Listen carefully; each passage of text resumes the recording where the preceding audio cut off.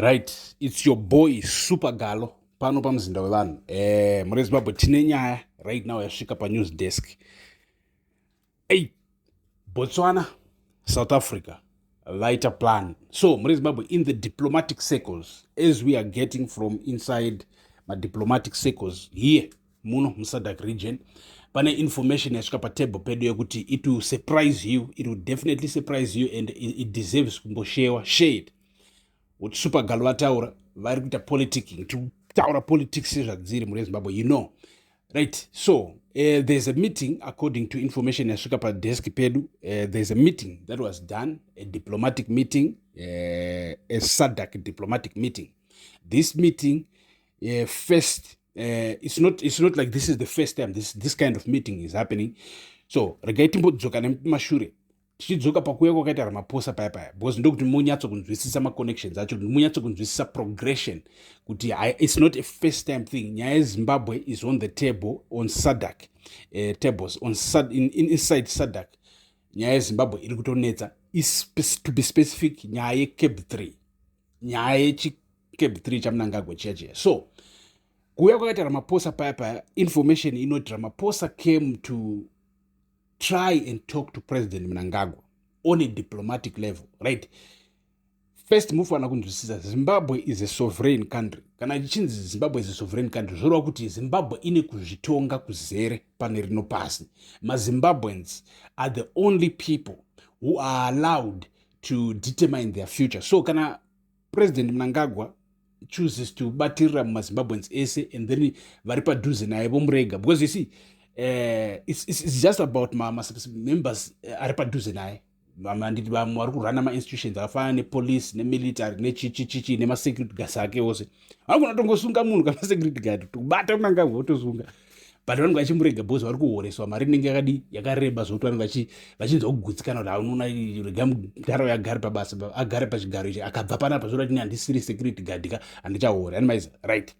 So nokudaro President Ramaphosa achiuya kuZimbabwe haagoni kuforsa Mnangagwa kuti Mnangagwa by force follow this, animapaziva. So inzwai munzwe apa ndokuda kuti munzwisise. So nokudaro President Ramaphosa vakauya ndokuzama kunegotiata naMnangagwa, ndokunegotiata, ndokutaura, but it seems like zvavakataura if all fell on deaf ears. Mnangagwa anotaridza kuti haana chaakanzwa because as of right now haasati awithdraw CAB3, but pakangoitika madelays raifamba rakatanga kutaurwa nezvaro musi wa18 May muparliament, but madebate waya haasati avapo, right? Let's go kumberi. So vakomana Botswana neSouth Africa vari kunzi vakaita meeting straight, President Ramaphosa naPresident Maboko nemamwe ma-delegates like from other countries dziri muSADC munomu. This meeting vachitaura kuti right, toita sei neZimbabwe, tozvifambisa sei. So right now vari kuti we need another guy anofanira kuinda zvakare and beg President Mnangagwa kuti muno muSADC region, please tadii tagonawo kuti isu sema-Africans, because tosekwa ma-Africans worldwide kuti ma-Africans havagoni kubatana, handiti they are too greedy, self-seeking. So tadita kuti kuno kuSADC kwedu, kuno kuSouthern Africa, taavoida noise, taavoida hondo, taavoida mafights, because chiri kuzoitika muZimbabwe kana CAB3 rikapasa panogona kuitika instability, handiti panogona kuita rimwe side rotoresista zvokutodaro. So we don't want that, because tichita samuAfrica muri Zimbabwe, SADC region kuno kuzasi kuno ndo it's like the quietest region, and ukazotasa uchikwidza kumusoro kuindaona naSahel ndobva watoona kuti kune materrorism inohlisa. In fact chero paDRC apa pane terrorism zvichitika DRC, Rwanda chichi, yani muri kuona zvichitika iwo ndodzoka. So tadita avoid all of that by actually sticking to the constitution and making sure that our governments are real democracies kuno kuSouthern Africa, and avoid zvinhu zvakaita sezvizvi zvekuda kuextenda term. So Maboko right now ari kunzi he is supposed to come back muZimbabwe. He is supposed to come back muZimbabwe and beg and try to talk again with President Mnangagwa, because President Ramaphosa vakazviita, but sekutaura kwakamboita Thunberg manje apa achitaura nezverufugwa Festus Mogae former president wekubotswana achitaura kuti zvinhu izvi zvekuda kuextenda materm its not the first time zvakatomboitika futi pazambia apa pakaita president ma2000 ikoko aikadawo kuextenda term same thing zvekuda kuitwa naMnangagwa but panguva iyoyo vana Thabo Mbeki vakaungana seSADC region ndobva vataura vakatarisana pachavo kuti right who is the best among us who is the cleanest amongst us wokuti anogona ane moral authority yekuti anogona kuenda kuzambia unotaura napresident wekuzambia vasi vamire chiidea chekuda kuextenda term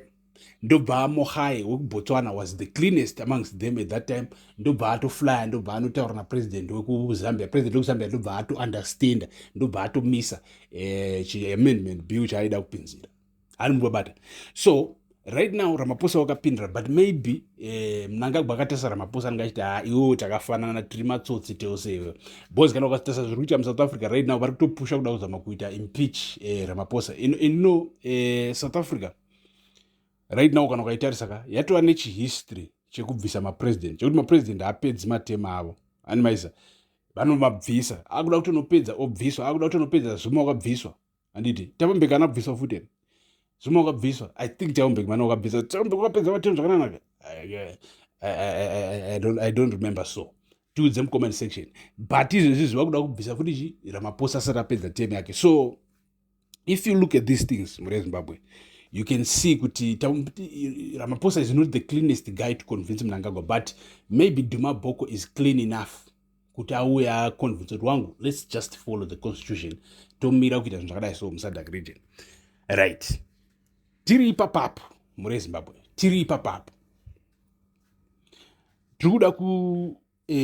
kukupindira imnyaya munyatsokunzwisisa something else chiri kuitika right now something else chiri kuitika right now ndechekuti there are signs that CAB3 the guys vari kupusha CAB3 in fact regai tikutaridzei something tasaimone ziyambi munoona muri Zimbabwe ndoda kukutaridzai confusion iri mupolitics dzemuZimbabwe confusion ine ZANU-PF so ziyambi wakataura musi uno publicly kana vanhu vangachida kunoona mavhidhio yake mumaona paRory Studios zvese vane Facebook page vane YouTube channel right so wakataura mupana ziyambi vari musangano wavo weZANU-PF akatiye inzwai munzwe isusu tine party democracy but isusu separty yeZANU-PF iwewe uchafanira kuinda muparliament wonovhotera CAB3 wavhotera CAB3 kana ukada kurega kuvhotera CAB3 tine mubumbiro remutemo constitution inotibvumira kuti tikuite recall from parliament zvakaitwa naChabangu zviya achiita recall mamembers eCCC zvikanzi tinokuita recall therefore tokubudisa parliament kana ukasavhotera ukasavhotera CAB3 muri Zimbabwe ndoda kutaridzai one thing confusion inenge nevanhu iwe pakaitwa ainzi iwo